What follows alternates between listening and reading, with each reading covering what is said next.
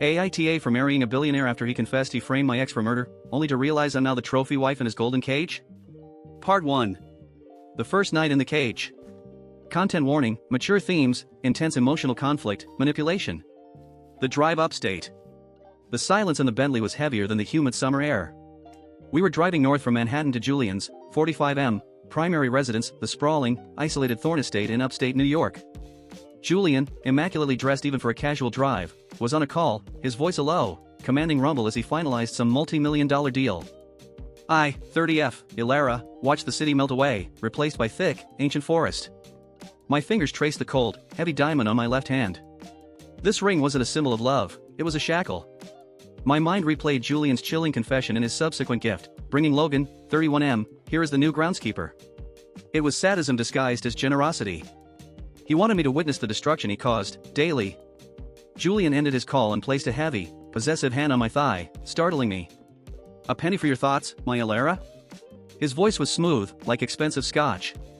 I was thinking about the gardens, I lied, keeping my tone neutral. They must require an enormous amount of work. Julian chuckled, a sound that rarely reached his eyes. Indeed.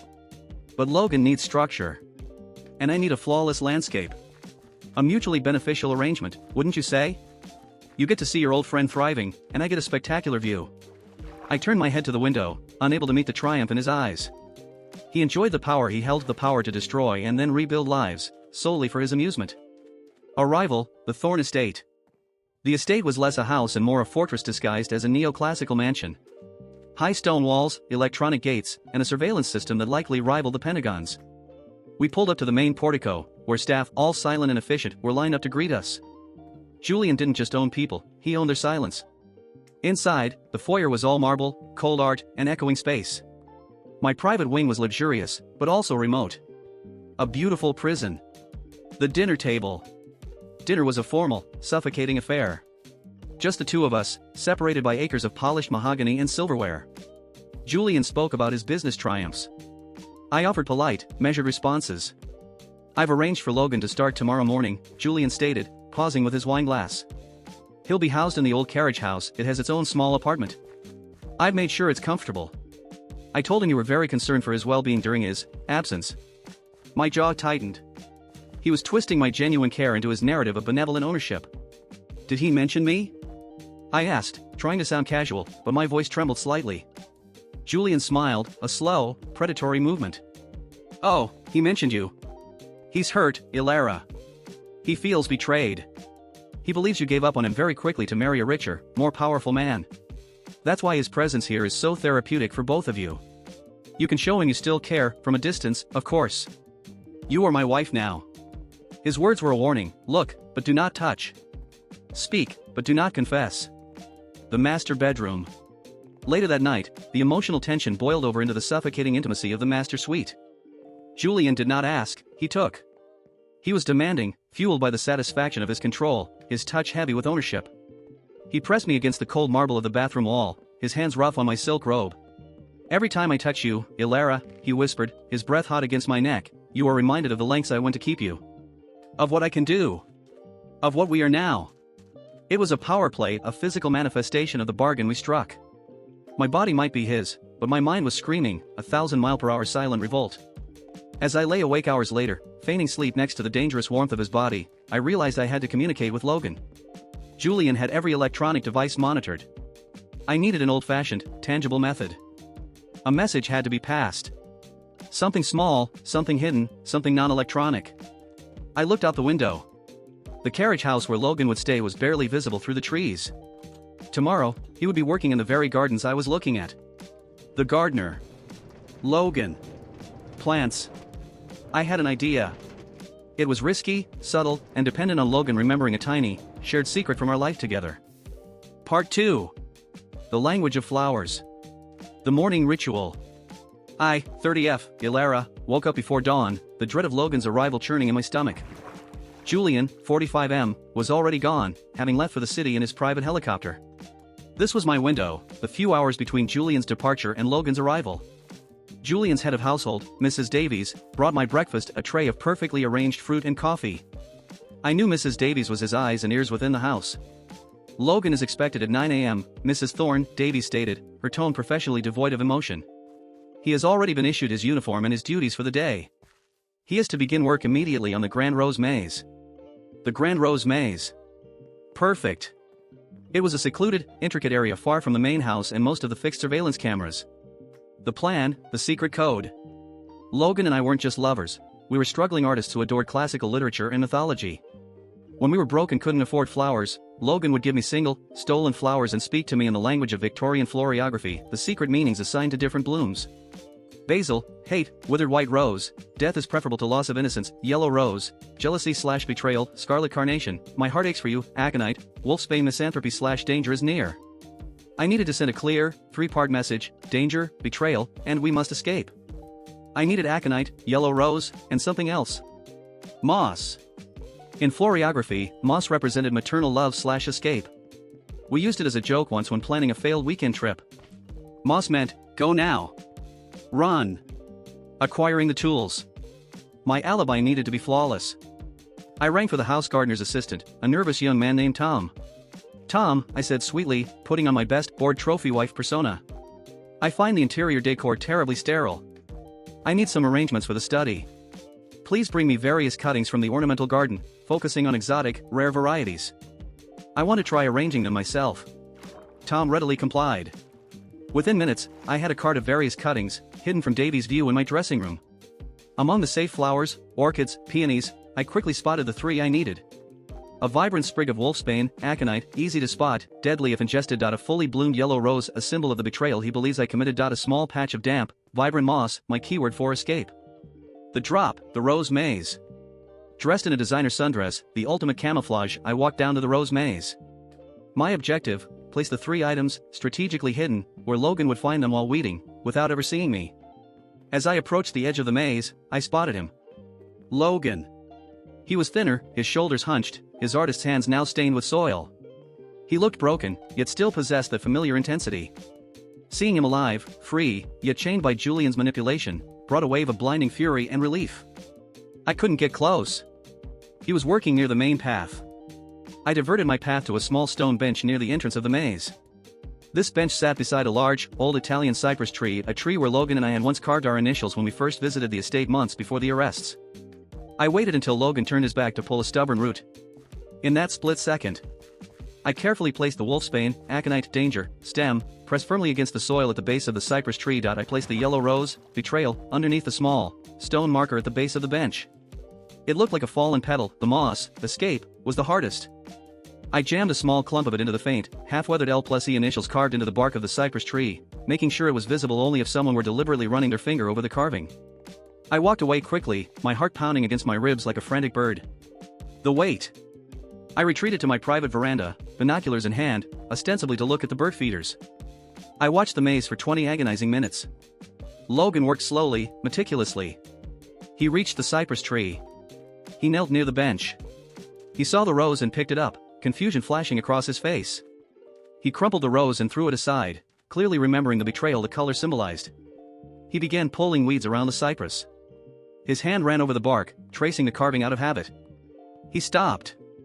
His eyes fixated on the moss jammed into the initials. Then, his gaze darted to the ground near the base of the tree. He saw the wolfsbane. The color drained from his face. He understood.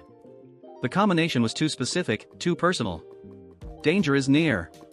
Betrayal is a facade. Escape.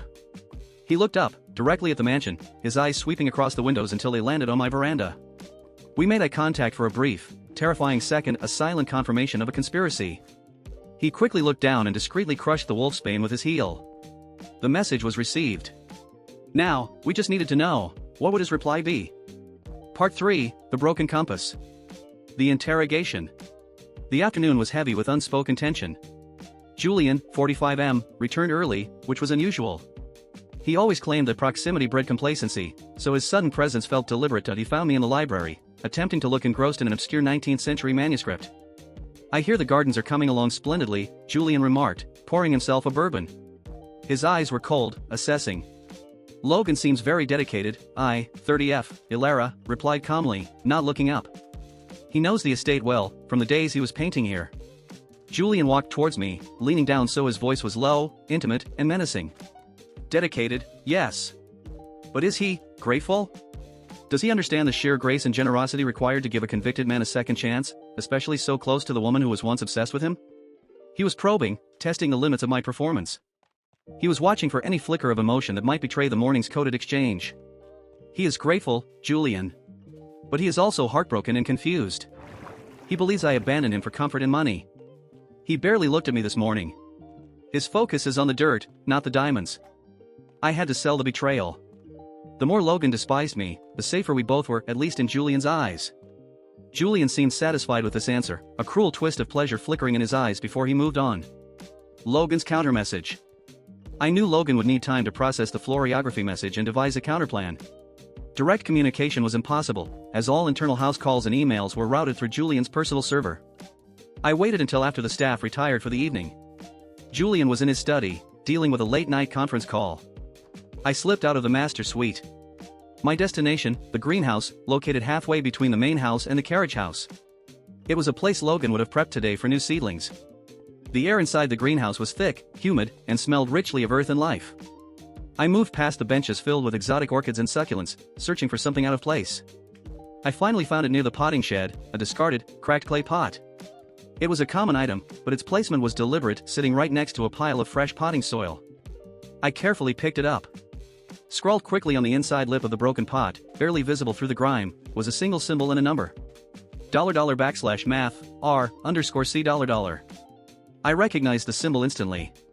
It wasn't from Floriography, it was from our brief, shared history of working with art restoration in the museum archives. $R_C$ stood for the reverse compass, our code for a location we knew Julian would never enter, the forgotten, locked-up west wing of the mansion, which was supposedly unstable. The number 6 meant the sixth object, counting from the left, on a specific shelf within that wing. Logan was telling me where to meet him, or where to find a physical message. The West Wing. The West Wing was located on the 3rd floor and had been sealed off for years. It was rumored to be full of damp, unstable architecture, and Julian, a man obsessed with control and perfection, found decay deeply repulsive. He never went there. I needed the key. I knew Julian kept the original master keys in his private safe in the study, where he was currently working. I waited until the conference call was clearly winding down. I crept to the study door, my heart hammering against my ribs. I heard Julian thank his associates and the clink of him setting down the phone. As the key moment arrived, I executed my distraction. I dropped a heavy crystal vase I had been carrying, smashing it dramatically on the marble floor near the foot of the main staircase. Crash! Julian burst out of the study. What in God's name was that noise, Ilara? He demanded, his focus entirely on the damage. I was trying to move the centerpiece, Julian, I stammered, rubbing my wrist. I was clumsy. I'm so sorry. As he stood over the shattered crystal, distracted and annoyed, I darted into the open study. My fingers flew to the safe hidden behind a painting of his ancestor. I knew the combination, our wedding date, inverted. Click. Click. Click. The safe door swung open. Inside, among stacks of bonds and encrypted hard drives, was the heavy ring of master keys. I snatched the key marked WW, West Wing, and retreated just as Julian returned, his expression icy. Leave the cleanup to Davies. You were too distressed. And Ilara, he added, his voice dropping dangerously. Next time, break something cheap. The rendezvous location. Clutching the key, I raced up to the 3rd floor. The air immediately grew colder, smelling of dust and mildew. I located the solid mahogany door leading to the West Wing. The key turned with a loud, protesting screech of rusted iron. I slipped inside and locked the door behind me. The wing was a labyrinth of shadowed halls and dust-shrouded artifacts. I followed the code, the reverse compass. This meant the last place he'd think to look, the furthest point west, and then finding the 6th object. I found the library, its shelves crammed with ancient, forgotten books. Counting from the left on the central shelf, I reached the 6th object, a small, leather-bound volume of Latin poetry. I opened the book. It was hollowed out. Inside, there was a tiny, folded piece of paper and a small, antique metal key. The note was written in his familiar, hurried script. They monitor the air, not the earth. Your message saved my life. My apartment, carriage house, has a crawl space under the floorboards, the original coal chute, long disused. It leads to the edge of the perimeter fence, past the main surveillance array. This key is to the old coal chute door. I will clear the tunnel tonight. I know the truth, Ilara. I was a fool to believe he'd let you go. The betrayal you showed me, it's what convinced him you were his. Tomorrow night, 2 a.m. If you can make it, I will burn the gardens down trying to get to you. L. I crushed the note in my hand. Logan had risked everything to give me the literal key to my escape. Tomorrow night, 2 a.m. It was a shared suicide mission, or shared freedom. Part 4, the 2 a.m. Gambit. The day of waiting. The entire day felt like the stretched silence before a thunderclap. Julian, 45M, was back in the city, which was both a relief and a terrifying absence. His surveillance systems, however, remained omnipresent. My main challenge now was to ensure I was not disturbed during the 2 a.m. escape window. I spent the evening acting out the role of the spoiled, emotionally drained wife. At dinner, a solitary affair, thank goodness, I complained loudly to Mrs. Davies about a crushing migraine and the awful scent of a new, potent sleeping draft prescribed by my New York doctor. I simply cannot sleep without it, Davies, 30F, Ilara, sighed dramatically. It knocks me out cold. Please inform Julian that I will be unreachable tonight. Davies nodded impassively, but I knew the information would be relayed instantly. This was my necessary lie. If I am deeply asleep due to strong medication, any small movement or noise is easily explained away as restless sleep or, more importantly, Julian won't check on me personally, assuming I am unconscious. Midnight preparation. I went through the elaborate routine of preparing for bed at 11 p.m., ensuring the light under my door went dark precisely on schedule. I changed into dark, comfortable clothing, athletic leggings and a black cashmere sweater and slipped a small backpack under my mattress. Inside the backpack, the antique coal chute key, the remaining cash I had saved, my burner phone, still switched off, and the hollowed-out Latin poetry book to replace on the shelf as a decoy. I had also taken a small, sharp letter opener, the only weapon I could discreetly manage. The most critical moment was disabling the sensors on the main hall leading to the service stairwell. Julian had installed motion and pressure sensors that shined silently in a central control room. I reached for the old trick Logan and I used to use in museums, static interference. I had tucked away a roll of high-grade aluminum foil. I carefully draped a few long, thin strips along the baseboards near the sensitive pressure plates and near the low-level motion sensors, just enough to disrupt the signal without causing an obvious error message. It was a crude, temporary fix, gambling on the systems being older models. The descent. 1:55 a.m. I slid out of the bed, my bare feet cold on the Persian rug. The silence of the mansion was vast and intimidating. Every creak of the old house sounded like a gunshot. I crept down the long hallway. The strips of foil glittered faintly in the emergency light. I held my breath as I passed the pressure plates. No chime. I reached the servants' stairwell, a dark, narrow passage that spiraled down to the main floor kitchen and storage areas. The stairwell was not monitored by cameras, only by acoustic sensors. I moved with the agonizing slowness of a predator, taking each wooden step at the very edge to avoid the central creaks. The kitchen and the closet. The stairwell opened into the massive, professional-grade kitchen. The floor was dark slate, thankfully sound-absorbing. I had to reach the laundry room, where the old, disused coal chute was located. The kitchen hallway was the only camera-monitored area I could not avoid. I hugged the shadows, moving behind the massive granite island, keeping low. The camera was mounted high in the corner. I prayed that the sleeping draft report had lulled the night guard into complacency. I reached the laundry room door and slipped inside. I felt a momentary rush of air from the ventilation system, the only noise louder than my own frantic breathing. I located the antique wooden cupboard where the coal chute used to drop. I knelt, pushing aside stacks of freshly pressed linens. There, hidden in the back, was a small, cast-iron door, clearly sealed by rust and disuse. I pulled out the antique key Logan had left me. My hand shook so violently I almost dropped it. Click. The lock turned with a grating sound that seemed to echo off every polished surface. I pulled the door open. The tunnel. A blast of cold, damp earth and mildew hit my face. The tunnel was dark, narrow, and smelled like history. As I began to slide into the narrow opening, I heard a sound from the kitchen, a sound that froze the blood in my veins. Footsteps. Heavy, deliberate, and approaching the laundry room. It wasn't the night guard. The footsteps were too rhythmic, too solid. I squeezed into the opening just as the laundry room door swung open. I managed to pull the iron door mostly shut, leaving only a tiny crack, plunging me into absolute darkness. I heard the footsteps stop right in front of the coal chute door. Then, a voice that was supposed to be miles away in Manhattan, dealing with billions. Ilara? Are you sleepwalking again, my love? Julian. He must have cut his trip short, perhaps sensing the subtle change in the house's rhythm, or maybe he always checked on his property at this time. He was right there, inches from my head, separated only by the thin iron door. I didn't dare breathe. He waited for a moment, then sighed, a sound of chilling, contained impatience. A shame. The doctor said the side effects can be alarming. I'll have to have Davies increase your dosage. He walked away. I heard the kitchen door click shut. I waited 5 agonizing minutes until the house was silent again. Then, gasping for air, I started to crawl into the darkness, the antique key heavy in my hand, toward whatever freedom Logan was waiting to offer. I was crawling directly away from the light and into the earth. To be continued. Would you like part 5, where Ilara meets Logan in the tunnel, and they formulate their final escape strategy?